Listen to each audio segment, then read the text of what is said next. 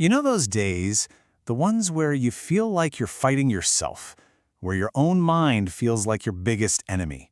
Well, what if that struggle wasn't just some random mood or a personal flaw? What if it was actually a planned, strategic attack? Seriously, what if that feeling of being stuck, of putting off your most important goals, what if it had a source, an architect? Today, we're going to explore a really fascinating framework from Progetto Alberto that gives this inner enemy a name and, more importantly, a battle plan to fight back. Okay, so first you have to think of yourself in a new way, as a hybrid system. Your body, with all its biology and chemistry, that's your hardware. And your mind, your thoughts, your will, your spirit, that's the software. This isn't just a cool metaphor. This is the actual battlefield where the whole war for your own optimization is fought. And on this battlefield, we meet the bad guy. His name is Gibimba. Think of him as the shadow archetype. He is the living embodiment of every force that works to de-optimize you, to hold you back. He's not just a bad feeling, he's the conscious architect of your own self-sabotage.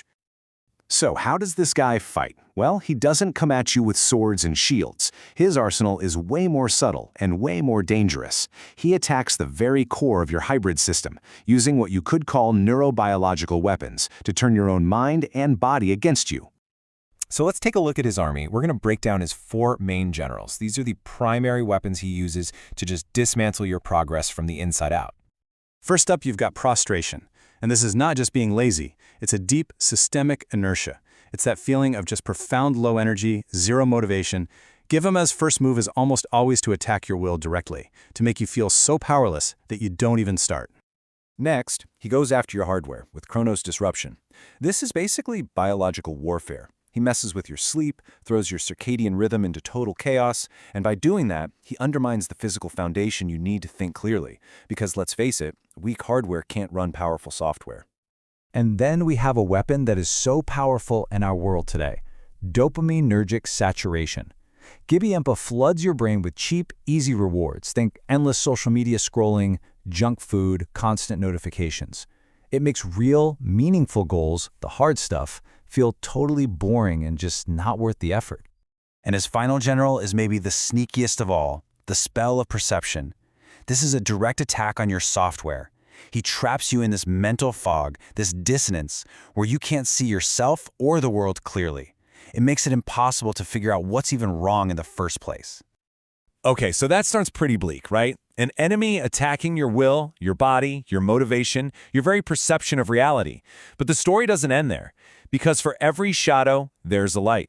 For every villain, there's a hero.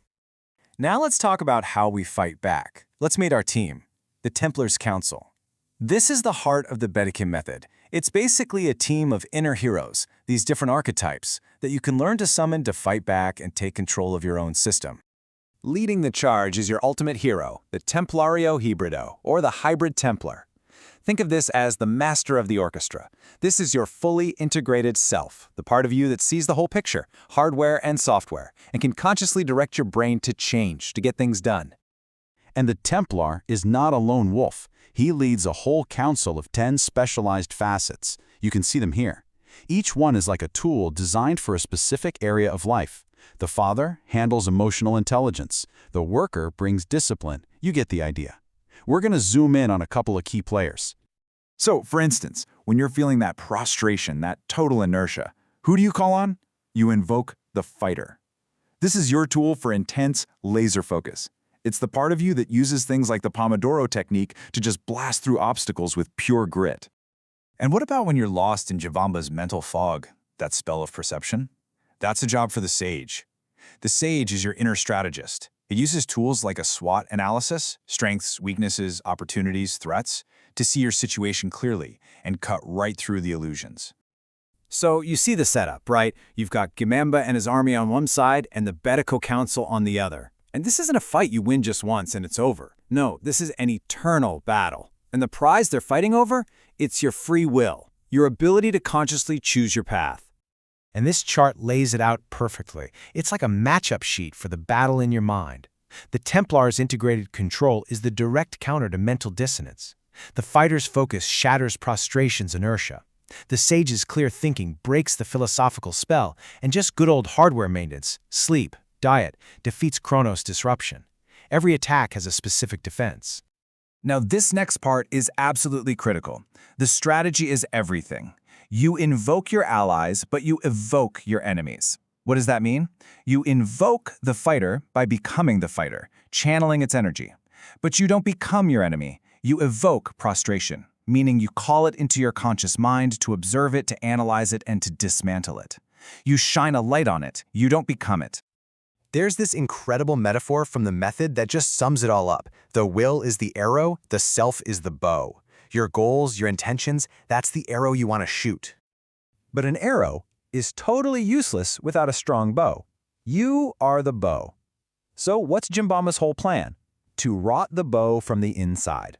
To weaken your hardware and crack your software so you can never launch that arrow. Your entire job is to keep that bow strong and flexible. So what's the philosophy that holds all this together? It comes from martial arts, and it's this incredibly powerful mindset called the eternal white belt. And this is the core idea. Real mastery isn't about some final victory where you defeat Gibimba for good. It's about accepting that you're an eternal student. It's the humility of knowing that this is a lifelong practice. The journey never, ever ends. And that's maybe the biggest takeaway here. The point isn't to destroy your inner shadow.